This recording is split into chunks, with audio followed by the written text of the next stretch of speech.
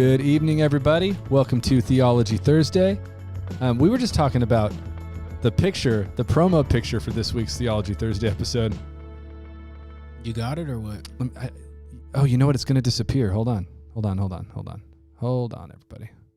I'm not going to be able to pull it up. Well, if you were waiting for the last 14 minutes or so, you saw the picture sitting there, right? Yeah. So you can tell that our Photoshop guy here at the church created that picture, and it's not real because you are looking at me in that picture with such like affection, as if I liked you. as if you liked me. I dare say, it's like there's like a genuine warmth and affection, and it's like, dude, this guy really likes this guy, and so you just know. Yeah, I don't know at what point it was. Like, what could you have been looking at? Maybe your can of Zevia was right. I was probably talking about my Zevias or something like that. Here, Kevin, pull up my screen. I got it for everybody just in case they weren't able to see it before. That's the picture we're talking about. Yeah, I don't look at you like that. And you can see that face right there. That's Isaac clearly really made that face. But at some point, it was probably looking at my Zevia. But if I did make that face at you, your face would be the proper response. Yeah, like what? Dude, what in the world is going on right Maybe now? we were like talking about your daughter. Could be. So you're looking towards me but smiling Mr. Hong's at the Chinese food, Mr. Zevia, the good sparkle waters. So what we've established all is of those things that make you smile. Sparkling water, Zevia, but not your friend Sam. Nah, sparkling water got you beat just a little bit. Just a little bit. Well, and so we were just talking before, there's sparkling water with caffeine up in there now. Yeah, we didn't bring any, but next week we'll be looking for a sponsorship for That's that true. stuff. From that. Nice little 35 milligram of caffeine. Red Bull's 80, cup of coffee 80 to 100, 35. It's just a little blast. But how many, dude, like, for But me you and can drink you, 3 of them. how many do you need to really get an effect from the caffeine? 35 milligrams. I don't even get out of bed in the morning for 35 milligrams of caffeine. You got to drink 3 or 4 of them. You got to take 3 or 4 of them down. It's hydrating. So, welcome, everybody. We could talk about this. I mean, true story. It is late in the evening, and very, like, right before this, we were like, we need to walk over and get some Red Bulls. Yeah, it's been a long day. We just drank Red Bull. Isaac, you recorded a full video sermon already today. Yeah, today. In addition to this. Then we came over here to set up and get ready for this. So it's one thing after another, and we snuck in some late Red Bulls. Yeah, we'll see. It'll wreak havoc on my night's sleep probably, but it's worth it for you people. Yes. We got tons of people showing up and saying, hi, hello, everybody. So good to see you. So awesome. Wait, can I see what Dina Bless said there, Kevin? Ed's on another meeting, so it's just me tonight. Although anyone who knows our personalities probably figured out I'm the one who writes all the comments. Yeah, we started just referring to you as Dina a long time ago, Dina. Melissa Seymour's been making SodaStream and putting in caffeinated Crystal Light. That's a strong move. SodaStream's good. Save you a lot of money in the long run. That's true. Now, do you with your SodaStream try to blast it? Because it says once you hear that weird noise that sounds like something dying, you're supposed to stop. Do you know what I'm talking about? I don't have one. So you hit the button, it's shooting carbonate, the bubbles into it. And once you hear like this weird, you're supposed to stop. But it's like, dude, I bet you I can get more bubbles in this thing. And you just keep. What's the worst that could happen? Yeah, you just keep blasting it. I mean, that seems like a boundary that was meant to be pushed. Yeah, totally. For sure. Come on, man. You're going to put some more bubbles in this. So we do legitimately need to get into the material tonight because we have way more to cover than we possibly can get to. A lot. And so just know our plan tonight was and is to talk about some Old Testament law stuff and eventually to talk about whether or not the Bible is pro-slavery. But we're going to give up front the warning that there's a very good chance we're not going to make it to talking about slavery tonight. A lot of stuff. But anything we don't talk about tonight, we'll just push to next week and keep rolling. Because I know you guys who show up for the show would rather have us be comprehensive than move through stuff really quick just to cover it all. So, but important, really important stuff tonight. We were talking before we went live even about how the stuff we're talking about tonight is real issues that Christians run into regularly. I had 3 major book ideas that I wanted to write on. And this issue that we're talking about is one of them. I think it's that big of a deal, and there's tons of misunderstanding surrounding it, and lifelong Christians actually don't know how to navigate the waters that we'll be in. And it's an example of one of the things where you have atheists and opponents of Christianity misusing this part of the Bible, but also Christians doing the same thing. Yeah. So let's start with a few memes like we like to do just to kind of get to wet our whistle Yeah, about what we're talking what are we about. talking about tonight? Yeah, you want to throw them up there, Kev? All right, if that's too small for you, it's a picture of a woman who looks enraptured and very happy, and she says, "I do whatever the Bible tells me to, except for the parts that I choose to ignore because they're unrealistic and inconvenient, but the rest I live by for sure." And then the quote is attributed to every Christian ever. So the basic kind of complaint, or I guess accusation is a better word, is like Christians say they believe in the Bible and follow the teachings of the Bible, but they sure seem to be picking and choosing which verses they follow. So, we don't lie and we don't curse and we don't do all of these other things, but you seem to eat pork and you seem to... It's particularly pronounced with the Old Testament. Yeah. In fact, throw the next one up, Kev. Sorry, right when you took it down. Throw this guy up. Womp, womp. Wah, wah. Kevin's like almost thought about pushing it, but this one just... If you don't know this, but his hand...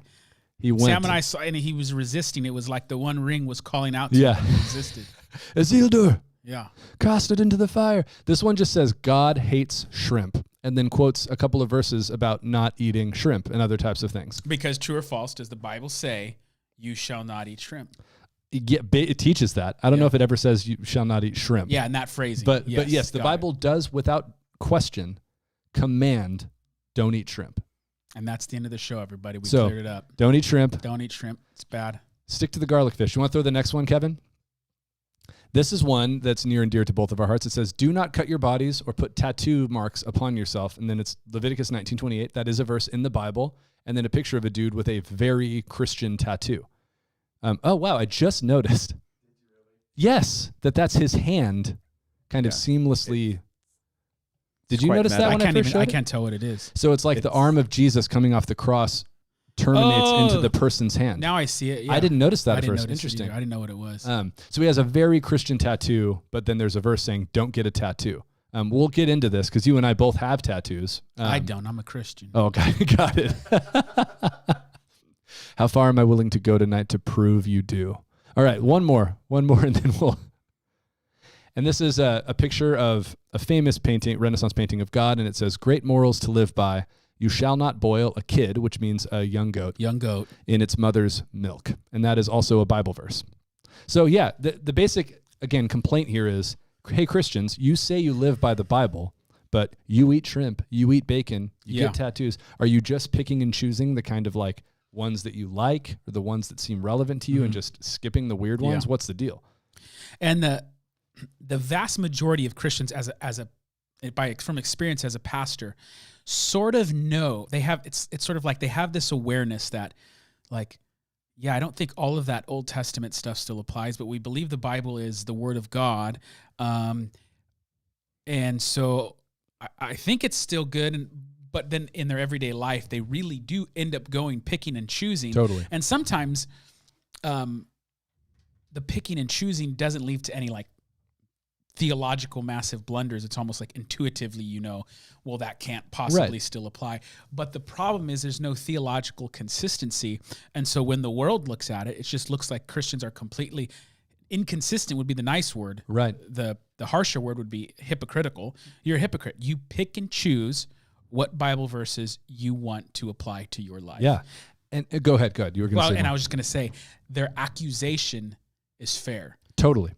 Yeah, and the question is, are we cherry picking because of the accusations reason that, we're just inconsistent hypocrites, or, and this is a point Dan makes in his book, are we good cherry farmers who know how to pick the right kind of cherries? Yeah. So that, you're a cherry farmer, you know how to look at a tree and know which ones you'd pick right now. Yeah, he flips it.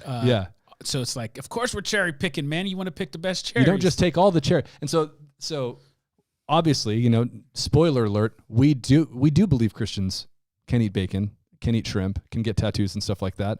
But there are good reasons why, like solid, wise Christians cherry pick some verses. But it's not, it's not, that's a clever thing that Dan does in the book. Yeah. But the point is we're not cherry picking. There are verses that do and don't apply to us, but you have to do some work to get there. I mean, what are some of the example things other than what we've talked about that you've seen people? Well, I want to focus on one of the big ones is because you mentioned tattoos. And by the way, I believe there's tons of wrong reasons to go get tattoos. In fact, I'd probably say a lot of the time it's just like you're trying to be cool and you think, man, I'm going to look cool with this. And it's like, dude, just save your That's money. That's not at all why I got it. Yeah. It's like, going to need a lot more tattoos than that, man. So yes, there's tons of wrong reasons why, for instance, a parent might want to discourage their child from getting tattoos or piercings or so. There's tons of reasons, but there isn't really, I wouldn't say there isn't theologically consistent biblical reasons for quoting Old Testament passages on that. So when I was a youth pastor, there was tons of times where there was, one kid, because I had dreadlocks and I had to choose. One kid said their dad said, oh no, the reason why he needs to read the Bible is so that he doesn't grow up and become someone like the youth pastor at that church. Yeah. That's awesome. Yes. Do I know who this dad is? Say it now on the air. No, I'm just kidding. Kevin Kurzenabe. Kevin Kurzenabe in the house. That's awesome. Yeah, and I mean, and again, like you said, there's this general understanding among what I would consider like the more biblically literate Christians that goes, well, it's an Old Testament thing, so I don't really have to worry about it. But if you pushed them on it, you go, why not? Yeah, do you have to do the 10 Commandments? Yeah, and then if you showed them something maybe that they think should still apply, they go, well, hey, that stuff still applies. So again, it comes down to when you think tattoos are wrong, all of a sudden those Old Testament passages are still legally binding. And when you don't, all of a sudden, that's in the Old Testament. Totally, yeah. Or again, like the 10 Commandments. It's sort of like, I mean, we talked about this off the air too, but it's like it's in the 10 Commandments. You honor the Sabbath and keep it as holy. So you better not work on a Sunday. And again, you push someone just a little bit and go, what does Sabbath mean? Sabbath is Saturday. It's not Sunday. It's not Sunday. And so at the very least, Kim Becerra is throwing in Dan Kimball's answer to kind of the big question, which is what we're about to get into, that Bible verses are written to a specific group in a specific place in a specific time. But again, just to finish this, it's not just memes. I mean, I was looking at YouTube, and there's one of many videos that it was called, I wrote it down, 25 Normal Things the Bible Forbids, But We Still Do. Yeah. And that video has 3 million views. And it's all the stuff we're talking about. And people thinking they're so like intellectually superior, like, oh, these dumb Christians. It's like, one of the things you have to understand is that a big chunk, this is how important this issue is, and why I mentioned like I wanted to write on it, is a big portion of the New Testament is dealing with the issue of what do we do with Torah commands. When I say Torah, I'm talking about the first 5 books of the Bible, Genesis, Exodus, Leviticus, Numbers, and Deuteronomy. And it's not that that's separate than the Old Testament, but it's that the Torah, that part of the Old Testament this is the law of Israel. Is the law of Israel. And that's where a lot of the rules come from. There's 613, give or take, rules, laws, statutes in the Torah. So that's where it all is. And so when you get to the New Testament, man, a lot of the letters that are being written and circulated are dealing with what do we do with the law? What do we do with Gentiles? What do we do with the dietary laws? What do we do with circumcision? So they're all surrounding this issue. And the sad thing of it is so much of the New Testament is written off of it, but we're still not consistent, or we haven't theologically thought through how do we approach these texts. Yeah, absolutely. And so again, Dan talks about this in his book, but I mean, like the TV show The West Wing, which was a massive hit, Emmy-winning show, like gigantic, really good show in a lot of ways. But there's this iconic scene. Did you watch it? I did. Not when it was on. Kevin, did you watch it? Yeah, Kevin was an adult. I was I never watched it. I've seen the clip. I'm just wondering because I heard it was super popular. It's popular. It was hugely popular, and it's really good. Did you watch it? Did you watch West Wing, Kev? Very little of it. I didn't watch the whole thing. Yeah, we watched it relatively recently. Like my wife and I watched it on a streaming service like a couple years ago, kind of a thing. But I had seen this clip where the president, who's this extremely likable, extremely like articulate and forceful arguer kind of guy, he basically just lets this Christian radio host have it. And it's all this kind of stuff. He goes, oh, you follow the Bible. Well, and he's a Catholic himself, but he's, kind of portrayed as a very modern, cool one. And it's kind of this thing. He goes, oh, is it okay for me to tattoos. Sell my, is it okay for me to sell my daughter into slavery? And you're not supposed to touch the skin of a dead pig. So can we still play football? And kind of doing this basic thing. And like we said last week, and we'll get into it now, what that reveals is a misunderstanding of how the Bible works and how Christians understand the Bible. But the double-edged sword of that is because most Christians don't understand how the Bible works. Yeah, we perpetuate the problem, we give them ammo, and we don't know how to defend against those arguments for ourselves and our kids, and et cetera, et cetera. So Kim Becerra brought up the first point that we want to talk about, which is that with everything Bible, we always say you have to put it in its proper context, both literary, how it fits in the Bible, and historical.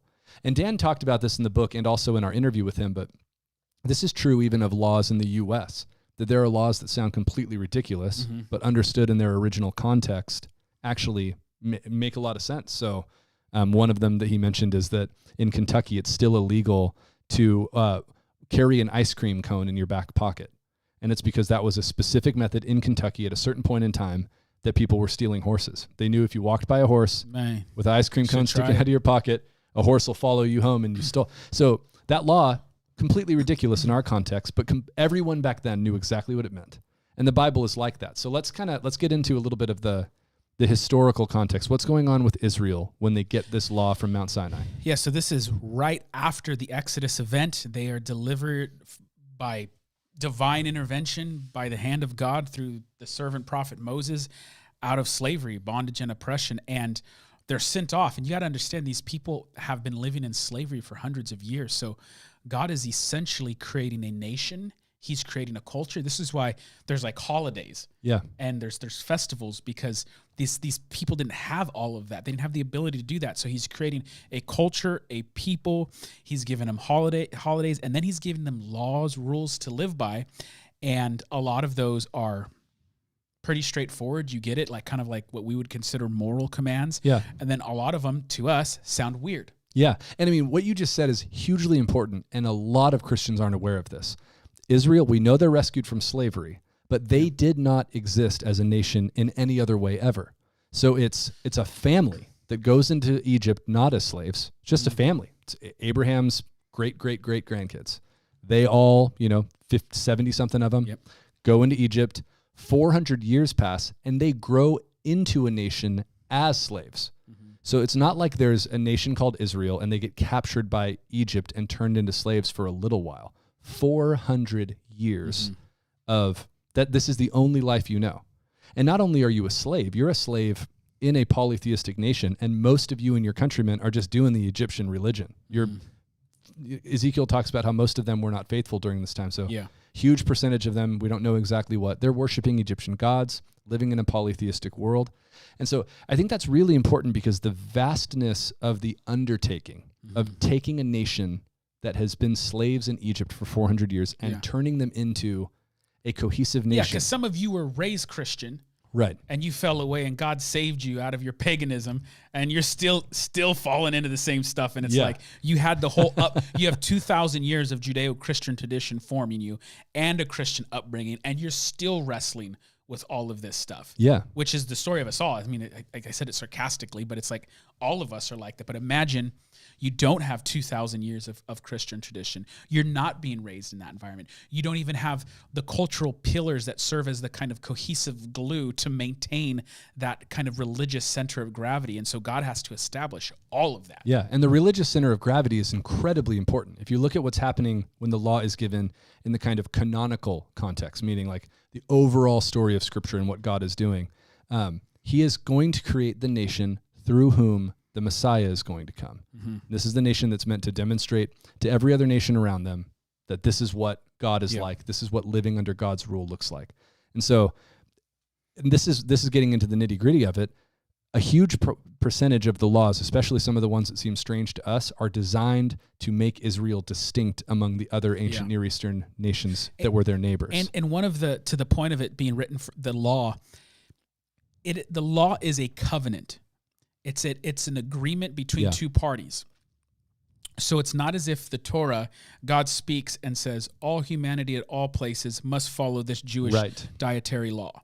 What he does is he goes into a covenant with specific people, and he gives them all of this stuff we're talking about. And what's interesting, most people don't realize this, is but when you get to Deuteronomy towards the end of the law, he lists what will happen if you obey the law and if you disobey the law. And there's a reward for obedience to the law, and there's a punishment for disobedience. And both of them, the reward and the punishment, deal with Israel living in the land of Right. Israel. It deals with ethnic Israel living in the geographic space of the promised land Israel. So the reward is, you can look it up at the end of Deuteronomy. It's like, the land will be plentiful, your grapes will be full, you're going to have this, and you're going to have peace. You're not going to be destroyed by surrounding nations. Earthly reward in the promised land will be the promised land. It'll be the land of milk and honey for you. And it's not just that he promises those things, but actually, if you live by the wise rule of God's standard, then you will do well in the land. And then on the opposite end, if you disobey the law, then you're going to be taken out of you're going to get the promised land removed from you, or to put it better, you'll be removed from the promised land. And that's exactly in the biblical narrative what occurs. Yeah. And I mean, it's also worth noting, Israel is asked, you want to make a covenant with me, right? They go, yes. Here's the deal. Here's the terms. You okay with that? We will do all of it. We'll do it all. You sure? Yes. Okay. So it's not, and this is, I know this is kind of like a fire hose of Old Testament theology, but it's really, really important. Remember, Israel has been rescued from slavery. So God doesn't show up and say, here is 613 hard to follow laws, and if you promise to do them, I'll save you. That's right. God shows up, saves them, because he made a promise to Abraham, their ancestor. So the law is there to guide people in the land. It is not necessarily salvific in the same sense that we would say it in the New Testament. If it's not how to get to heaven. If you would ask Moses, what made you God's chosen people? They wouldn't say, oh, because I've obeyed the law. Right. He would say, God chose us. And in fact, in the law, it talks about, you're the least among the nations. He straight up says, it's not because you're better than anybody else. In fact, you're the least. Israel is Israel because of grace. Yes. And then they get the covenant of the law, which is to guide them in the land. Yeah. So it's, you are my people. I chose you.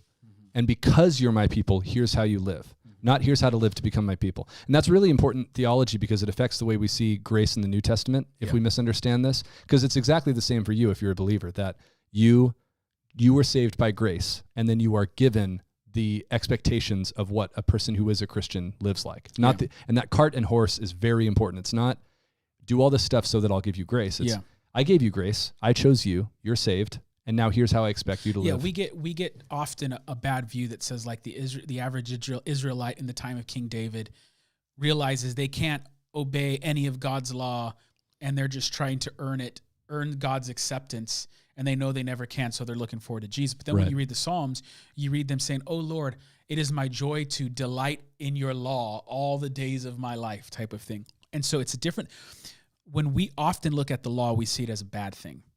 And there's some New Testament verses that can be kind of be confusing, that make people think that, but set in its proper context, the law is a good thing given to Israel as in a covenant relationship. Right. And that's, again, all of that stuff. If this is new to you, this might be worth listening through this again and thinking on it, because it's hugely, hugely significant, and it changes the way you see a lot of this stuff. And some of the crucial things we just covered are, it's not universal law given to all people for all time. It is a specific law given to Israel so that they can live in the land. Yeah. Where it gets tricky, and we're going to get into this, is you read some stuff and go, man, I don't think that applies.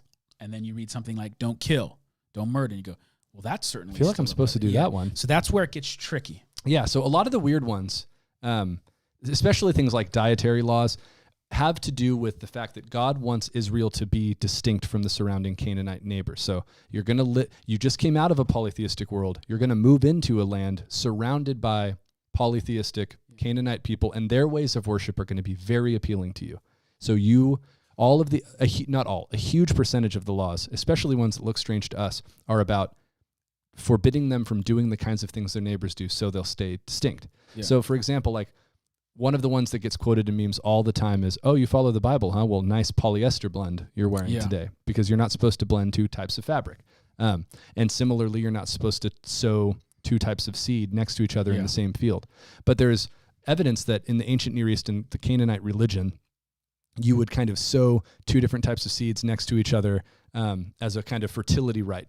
So it's not gardening advice for Israel. It's don't do your crops the way that your pagan neighbors do, because they're invoking pagan practices and religious. The law was forbidding some of the stuff that the obsessive gardener does when he tries to make That's hybrid right. peppers. When you crossbreed a reaper, I don't Yeah. know enough about peppers, and a you say- scorpion, yeah, and a flim flam. yeah, it's not supposed to be done, man. It's not. That's against the Bible. Oh, Sean Rafferty from Arizona. What up, Sean? How's it going, man? So yeah, it's this idea that Israel's supposed to be distinct, and you see the power of this later when you get to the Old Testament. I mean, to the New Testament. For instance, Peter and a man named Cornelius. Yeah. They're supposed to eat together, and like God has to show up in a dream and tell Peter it's okay. It's okay to eat with a because Gentile. The power of that and the power of the command was shown there was that if you don't get to eat with someone, you don't get to break bread with someone, that eliminates them from fellowship. Right. It's much different culture than to invite someone into your home and eat with them, is to fellowship, to befriend them. And so what God was essentially doing is, as you take this people out of pagan Egypt, he's setting up rules that will ultimately protect them. Right. So it's not that in and of itself, eternally, divine decree says this is always bad, but this is a law set in place to protect them. Paul argues something like this, and we may have time to get into it later, but long story short, he argues that it's functioning almost like a fence. Yeah. And the analogy that I use is that it's like in the front yard, there's a fence that parents put up because their kids won't stay on the grass; they'll go run in the street, type of thing. So it's not necessary; it's there to protect them. And then what Paul would later argue is that that's supposed to bring you to Christ. Yeah. And along the lines of the analogy, we're getting ahead of ourselves a little bit, but when your kid is 16, he doesn't need the fence to keep him out of the street anymore, right? So you at a certain point outgrow the need for that That's right. particular thing, which we'll get to in a second. time. So talking about tattoos, because this is along the same lines. The verse says, I should actually pull it up. You can go to me here if you want to, Kev, Leviticus 19:28. It says, "You shall not make any cuts on your body for the dead or tattoo yourselves. I am the Lord." So like many of the other laws, because this also applies to like, don't trim the hair on the edges of your head and all these things that I'm doing today. It's not about tattoos as kind of like an ornamental artistic expression on your body, which is basically what they are today. It's like, Well, yeah, you could see it in the context. yeah, The context directly says, like, don't do this don't make cuts on your body for the dead. for the dead.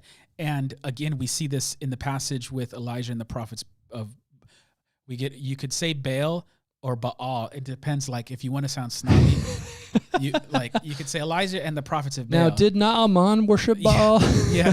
Was that actually on air when you said that? It was, yeah. It's like, you said, did Baal and Naaman? It's like, hey, okay, when Elijah's talking about the prophets, I've already said Canaanites like 5 times, by the way, and that should be Canaanites if I was going to be consistent with my but if you want to be like biblical, it's not Baal, even though that's how I say it. What do the prophets of Baal do? They cut themselves in religious kind of. It's a way to scream out and try to get this God to show up, and so God is saying you don't do that stuff. Yeah. Again, as I preface, you may have good reasons for saying it is not wise for you to get a tattoo. And there's plenty of reasons why maybe a parent might be telling. That's the parent's job, I'm not telling. But the command in the Bible to not do that is not the same thing with modern tattoos. Leviticus 19:28 is not commanding people to not get tattoos for the reasons we do now. And you know what's funny is when I was in youth group, even in that there was picking and choosing, because like they tell their son, like, well, you can't get a tattoo. And then it'd be like, Unless it's a Christian tattoo. well, no, it'd be like, and then he'd be like, oh, I want to get an eyebrow ring. Well, you can't get an eyebrow ring. But then his sister would have her ears pierced. Yeah. And so it was like there was picking and choosing and then another level of picking and choosing. And again, what happened is the kid just saw the inconsistency. Yeah. And so you decide what you want as a parent, but be theologically and pragmatically consistent. Totally. And that's like, props to my parents who never wanted any, most of me and my brothers and sisters have tattoos. They don't like them, didn't want us to get them, but never tried to say that it was immoral or that the Bible didn't teach it. They still don't like them. My mom will be like, that would make a great picture on your wall. And then you could take it down when you're done with it. She's right. She's probably right. Yep. Let's be honest. It also would have cost a lot less. Yeah. That's enough reason not to do it right there. Yeah. Now, and this is, one that gets quoted a lot, and this can be the last one and then we'll move on, but is this boiling a young goat in its mother's milk. Yeah. Because it's mentioned multiple times, like in different sections. It'll be like, we're talking about all this other stuff. Don't you forget, man. Don't boil a goat in its mother's milk. Yeah. Now, what's interesting about this one is because it's one that you're going to see a lot in memes because people will be like, oh, really? The Bible says you can't do this. Well, it also says you can't boil a goat in its mom's milk. So like bizarre Bronze Age logic happening here. Although I love that because the meme I looked at said Bronze Age, and I'm like, bro, Bible's not a Bronze Age book. So at least figure out what there's so much. It's an Iron Age book bad. at the least. But so there's some interesting theories around this that we could get into, but the basic short version is this is almost certainly also a Canaanite worship practice. And there's a possibility that, and this isn't one or the other, it could be both, and that there's this, all throughout the Old Testament law, there is a respect given and a kind of like seriousness surrounding blood, milk, kind of like life and death, bodily fluid kind of stuff. So you have it with blood, you have it with sexual fluids, you have it with all kinds of different stuff. And so there's a sense in which, and this is probably honestly what the pagan Canaanite ritual was about, is that you're taking this thing that is God's gift for the life of the young goat and instead using it to kill the young goat. That I think it sounds weird to put it this way, but when you read the Old Testament a lot, there's a logic to why God hates this. And so I think it's probably both, and that there's this kind of, there's a pagan ritual that you do this, so you guys don't do this, but also understand you are subverting and almost making a mockery of a good gift of God when you do this. And also the goat is a sacred animal. This is the goat. This is the animal for the Day of Atonement ritual, which is a massively important ritual in Israel's life and religious practice. There's in the creation story, trees, animals, and humans are all supposed to be fruitful. They're supposed to, their life gives birth to new life. And this is a good thing. And this is a good thing. And what the boiling the goat in the mother's milk, it's like an evil inversion of that. There's an order to things. The parents produce an offspring and they provide and nurture that. And then you're taking the very real nourishment, but that functions symbolically in that and kind of using that in a destructive sense. So it's like you said, there's probably multiple reasons why God is like, don't do that. Yeah. And again, there's a broad statement we can make before we move on to talking about how Christians relate to the law, which is, and Dan does a great job of talking about this in the book, just because a law sounds weird to you doesn't mean it sounded weird to the people it was originally written to. So we talked last week about the fact that the Bible's written for you, but not to you. And so you have to have that extra layer of what did the original author and reader think of this? And these laws, even ones like that one, there's no explanation given in the text because the original reader understood why we do this, why we don't do this.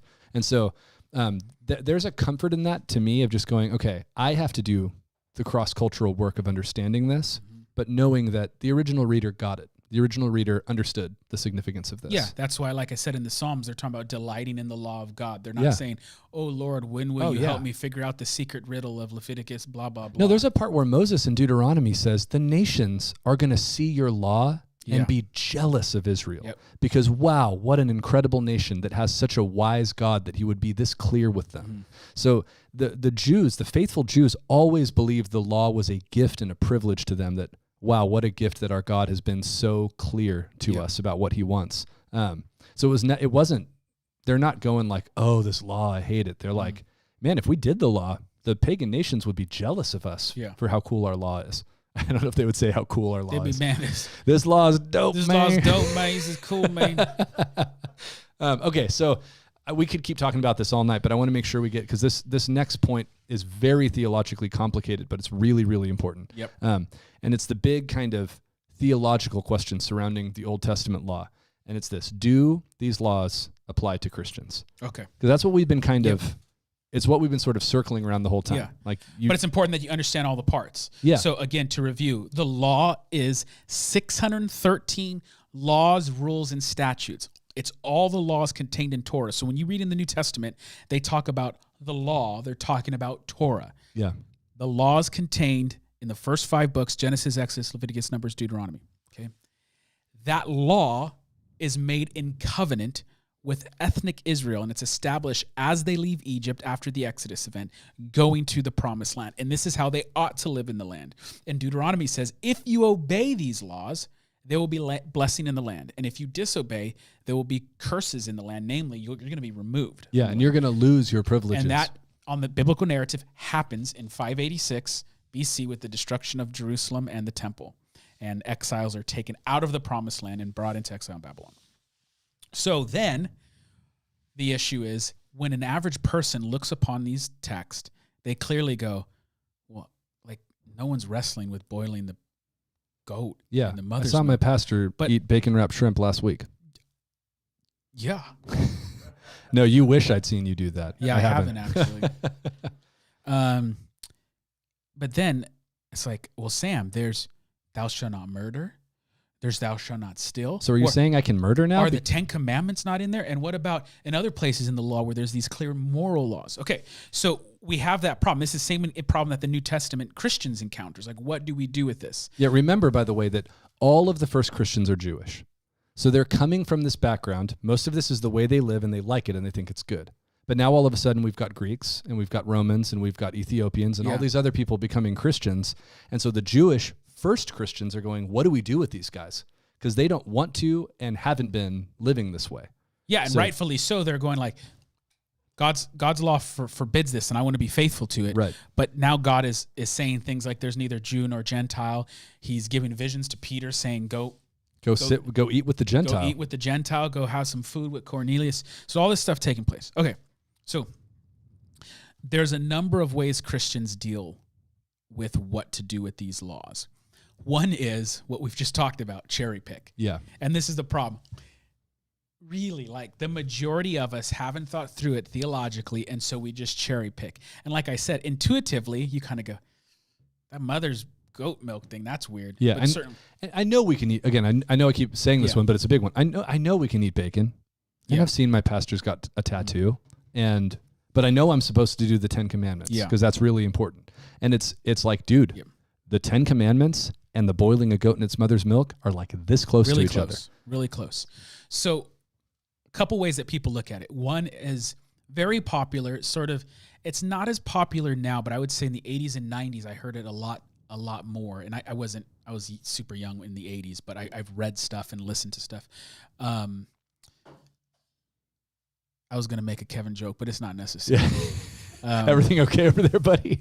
I don't know if y'all could hear that, but yeah, he fell down. He lost his cane that holds him up now and stuff like that. I hit my emergency button. I'm okay. One of the tennis balls on his walker rolled across the room, and he's trying to chase it. So it's called like the principalization, and it's where you make principles out of everything. So we know that no one's struggling with boiling a baby goat in the mother's milk anymore, but we learn from this the wise principle that it's not good to be mean to baby animals. Right. A nuanced version would be like, you should be a good steward of God's creation and care for the animals in your care. And the reason why sometimes people do that is because a couple times in the New Testament, Paul will look back and quote an Old Testament passage and take a principle out of it. Yeah. Which, fair enough. There is some stuff and some laws in the Old Testament where even if the specifics of it aren't still applicable, there is some type of principle that's in there. Why? Because when God gives his wise commands, there might be principles in there. An underlying pattern that it's a part of. Exactly. But you can't do that for everything. And more importantly, when we look at Jews in the time of Jesus, the intertestamental period, and even in the Old Testament, they're not going and looking at those laws as principles. Right. Those are divine decrees that you are supposed to obey. They're actually doing the exact opposite because it's the laws are sort of paradigmatic. They're establishing a general paradigm. They're not even comprehensive. They weren't even treated as comprehensive. So the Jews were not getting more general. No, they're getting more specific. They were going, well, if it means this, if we're not supposed to work on the Sabbath, for example, well, how many steps can I walk? What constitutes work? That's right. So there might be some wisdom in finding some principles, but certainly that's not the operating system of how one ought to look at the law. The other one, which is probably the most common, and maybe right. I don't hold to this for a couple of reasons, but there's wisdom in it.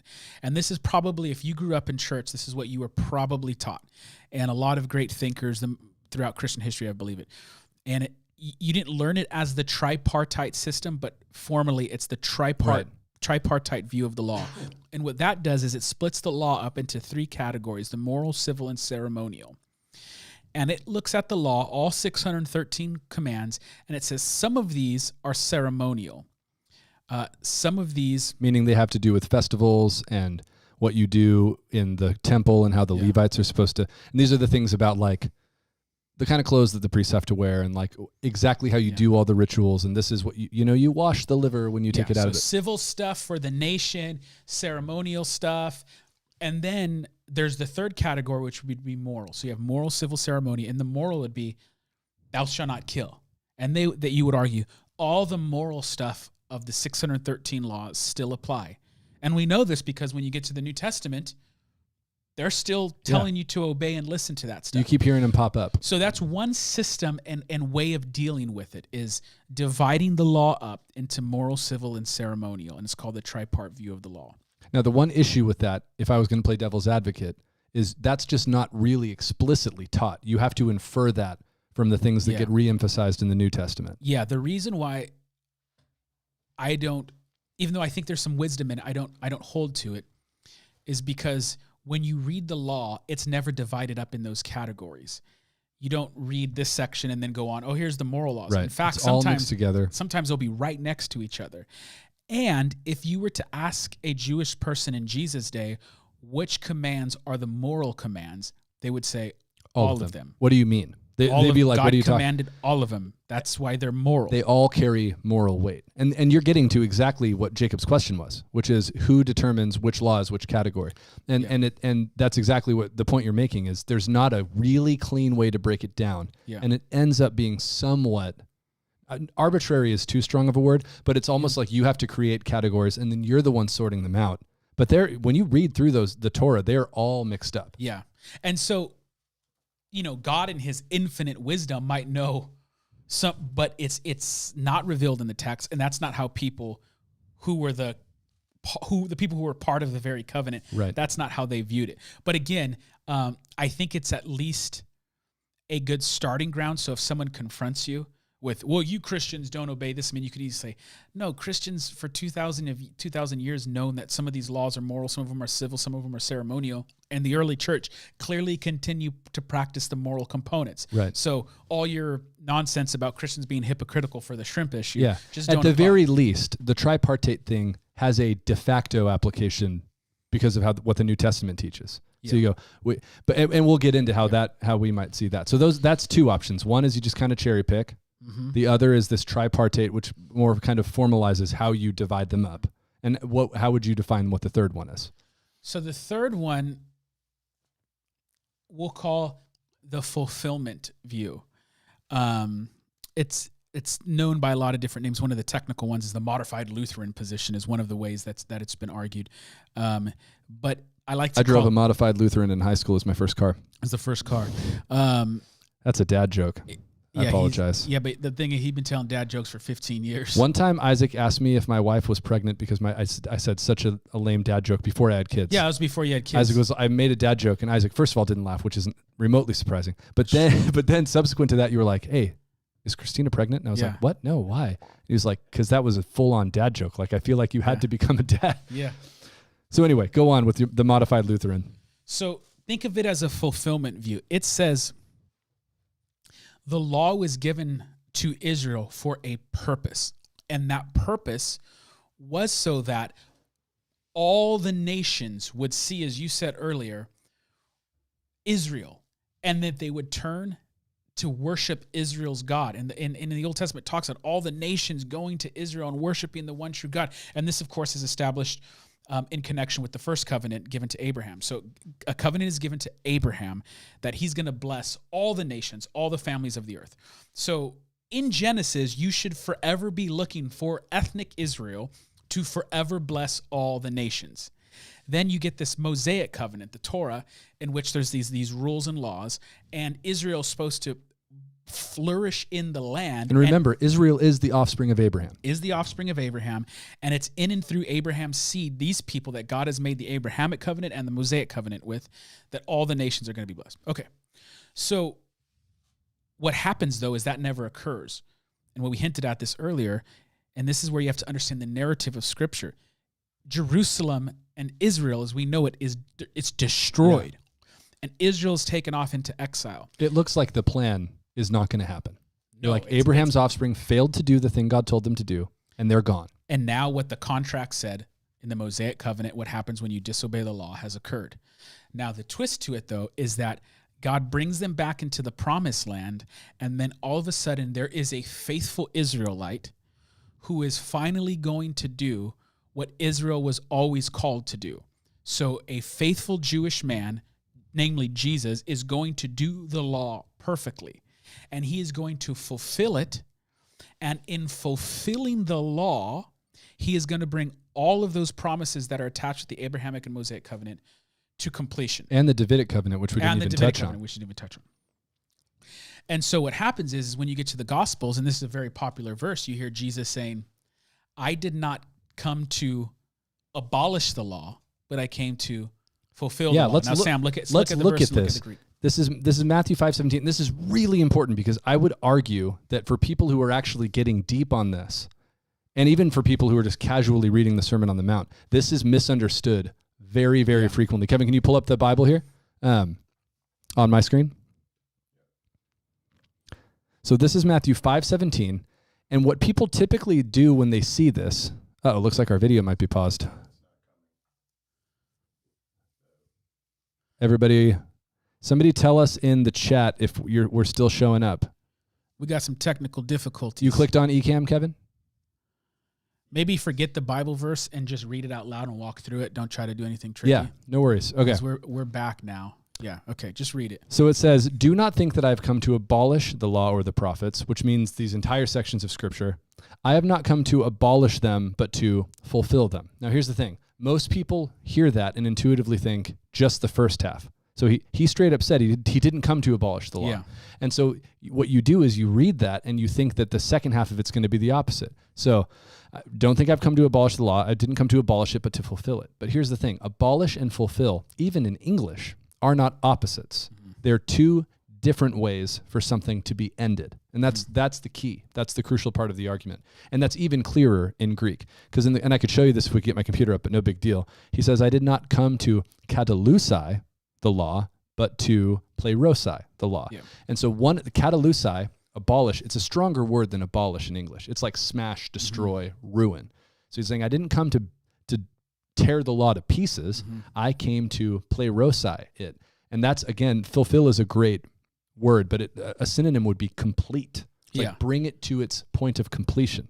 Yeah, the reason why I like the word fulfill is because most people's, if you're a Christian, your brain is going to understand this because you have the categories for it. So in the Old Testament, there are prophecies concerning Jesus.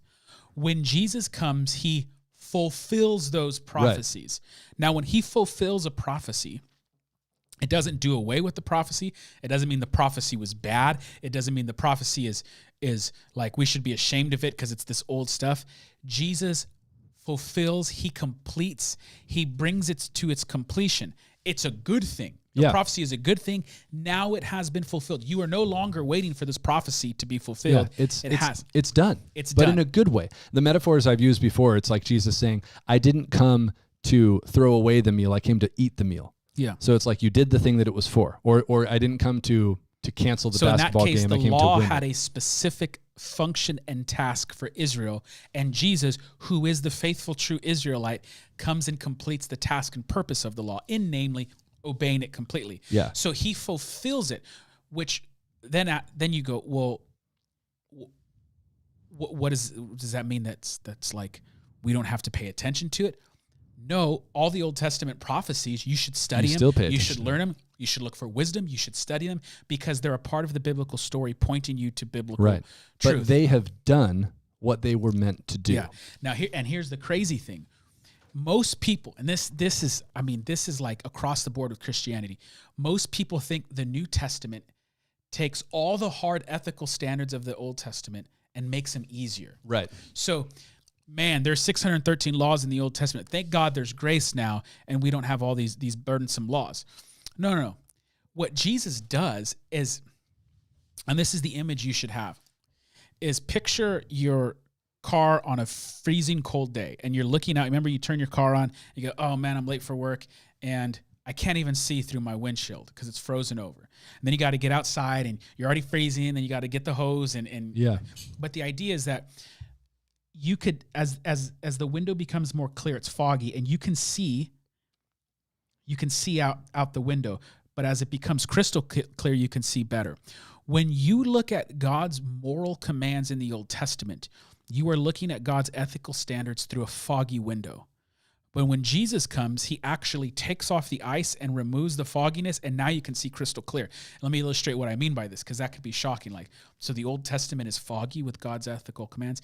Yes, because in the Old Testament, it said, do not commit adultery. Is that true and right? Yes, that's God's ethical standard. Don't commit adultery. What Jesus comes in and he clears up some more fog and he goes, oh, it's not just don't commit adultery. It's don't even look at a woman with lust in your heart. Yeah. It's Old Testament, thou shalt not murder. Yeah. Jesus comes. Most of us are pretty good at following that, right? Not that hard for most Jesus people. goes, oh, you don't go around murdering people. Well, you have hate in your heart against your brother. Yeah, so he's revealing the ultimate, like the thing of which the law was a shadow. The thing which the law was pointing to. Jesus is revealing the ethical components of it with crystal clarity. Yeah. So he's fulfilling it. He's fulfilling the covenant that was established with Israel, but then simultaneously saying, man, this is what God's perfect ethical standard looks like. And it's all centered around this idea and concept of love. Yeah. Now, the way to test this is you need to look in the rest of the New Testament to see if the New Testament authors look back to the law, those 613 commands, and view it in the same way that I just articulated. Right. And I would say they do that time and time Yeah. again. I mean, we can look at a couple examples. Galatians 5:13 is the big one, where Paul says, for you were called to freedom, brothers, only do not use your freedom as an opportunity for the flesh, but through love serve one another. And here's the key. For the whole law, and you got to get used to thinking, most of the time when Paul says law, he doesn't mean God's universal moral law. Very rarely he means Very that. rarely. Usually he means Torah, Israel's law. Yes. And he says, for the whole law is fulfilled in one word, you shall love your neighbor as yourself. And so he's saying, you, when you genuinely actually love your neighbor, are same word, fulfilling the law. Fulfill. It's the key word. So this is why the tripartite system it's not like horrible why you throw it out. It's just like you can't find it. But you don't need to know exactly what it is, because what the New Testament authors do is they give you greater clarity. They say, in doing the love thing, whatever moral components were in that law, you are fulfilling those when you do this love thing. Yeah. And just so for those of you who are super systematic here, what we're saying is you as a modern Christian are not under the Sinai covenant. That was a law that was for Israel only for a specified amount of time, and it has been fulfilled by Christ. So that's done. You don't have to follow that. So no, we're not obligated to follow the law. And this is where it sounds controversial on the surface, but I'll clarify. So you don't have to follow the 10 Commandments in Exodus 20. Like you're not under the Sinai version of those. But what you do is you follow the teachings of Jesus and the teachings of the New Testament, which are going to go on to reaffirm and reiterate the content of the 10 Commandments. Whatever and ethical them. commands there were there, man, it gets a lot stricter. So everything the Old Testament was pointing to is magnified by the ethical teachings of Jesus. Right. So that's why, think about this. Jesus goes, you've heard it said, but I tell you this. And he doesn't like throw out. See, people think he has a bad view of the Old Testament. Jesus loved the Old Testament. That's his Bible. He's not throwing it out. He's magnifying some of the components in it. He's saying, here's what's behind this. And this is what I'm asking my people to do. Exactly. And so when we do Christian love right, you are fulfilling whatever ethical dimensions there were in the Sinai covenant. But it's a much higher standard. Yeah. I could hate someone and not murder them. Yeah. But what about I do it loving all the your time. enemies? Yeah, I'm doing it right now. Yeah. Me and Kevin are both like, Which one? trick question, both Oh, So, sides. and then in Romans, and I think you got this. Yeah, you're talking about the Christ being the end of the law. Yeah, this is another important passage. And again, these verses still kind of correspond to that tripartite view, but I think there's a better way of understanding it through the lens of fulfillment. Yeah. And I think it's Romans 10:4, Kev. I think it's a more Christologically centered way of viewing it. Yeah. And so it says, Christ is the end of the law for all who believe. Yeah. End of the law for righteousness to For everyone righteousness who believes. to everyone who believes. Okay. So the word end, E-N-D there, is the Greek word telos. Incredibly powerful word. And telos, it has to do with purpose. If you talk about the telos of something, you are talking about what is the end goal, the purpose for that. Why does it exist?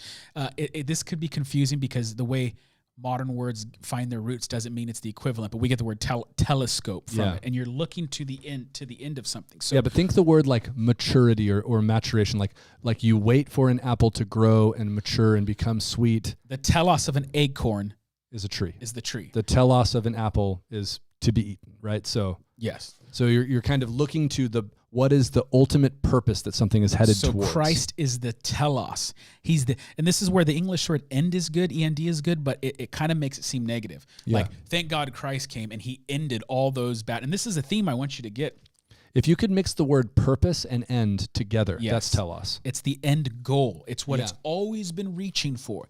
And so oftentimes you can inherit a bad view of the Old Testament and the Torah because, thank God Christ came and ended that. And it's like, that was the plan all along. Yeah. And without it, this would not have happened. That's why God did it. God doesn't make mistakes. So the law did what God wanted the law to do. Thank God he did it. Yes. So Christ is the end, the telos of the law for all of those who And I love that word telos because it puts that sense of intention back into the word.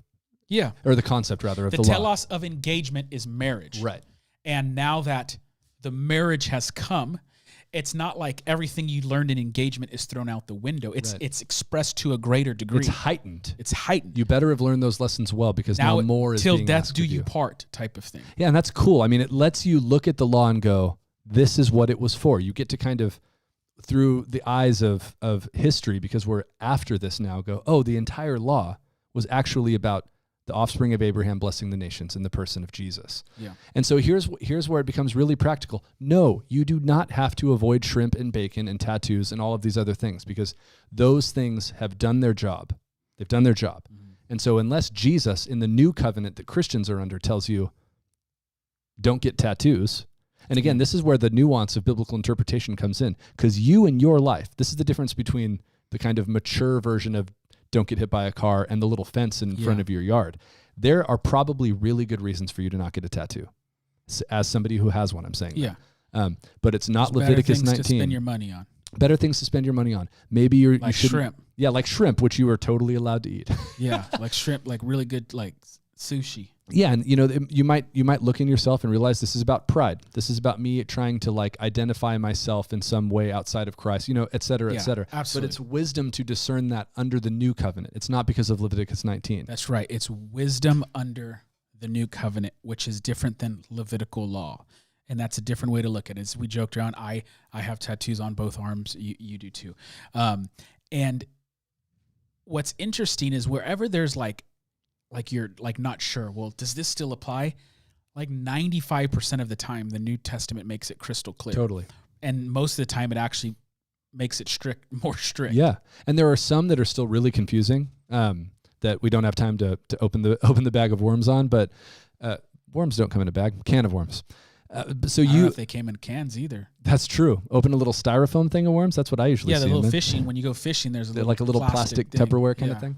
So here's the idea again: is Christians take our marching orders from Jesus Christ. He's the King, and so what you're going to find is the moral laws. This is why, to your point, the tripartite law. There's a de facto way that this is certainly true. That Jesus takes the moral, ethical implications of the Old Testament law, reaffirms them under the New Covenant for you.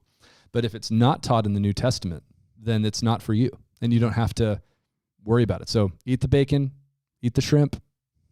I was going to say get the tattoo, but I'm not going to tell you to get a tattoo on YouTube and again, use wisdom given by the Scriptures and the Spirit to discern how you ought to navigate this complex world. And the good news is, majority of the time, the Bible is crystal clear on what God demands. And in principle, when you try to do the first and second command, love God and love others, you are fulfilling everything the law was doing. Yeah. Because this is how you'd explain it to an elementary student. Are you going to steal? Do you steal from, if you love someone, do you steal from them? Right. It's like, no. And you could just go through the list of anything that might be ethical or moral and say, if you love someone, would you do this? And that's going to be a guiding principle. Yeah. And for Paul, as a first century Jewish man, to say, see, we had 2,000 years of Christian tradition to heighten the ethic of love. But for Paul, a first century Jewish teacher, to be like, dude, it's all fulfilled in loving your neighbor. It's wild. It's huge, and it shapes history from that point forward. It changes the world. Absolutely. Hey, that's a good way to end right there. So next week, sorry for the misleading title on accident, but next week we'll talk about slavery in the Bible. Does the Bible endorse slavery or not? And we'll talk about, is the Bible anti-women? That's a spicy week next week. Slavery and misogyny in 1 week. I'm off next week. We'll talk about it. Thanks you guys for being here. God bless. See you next Thursday.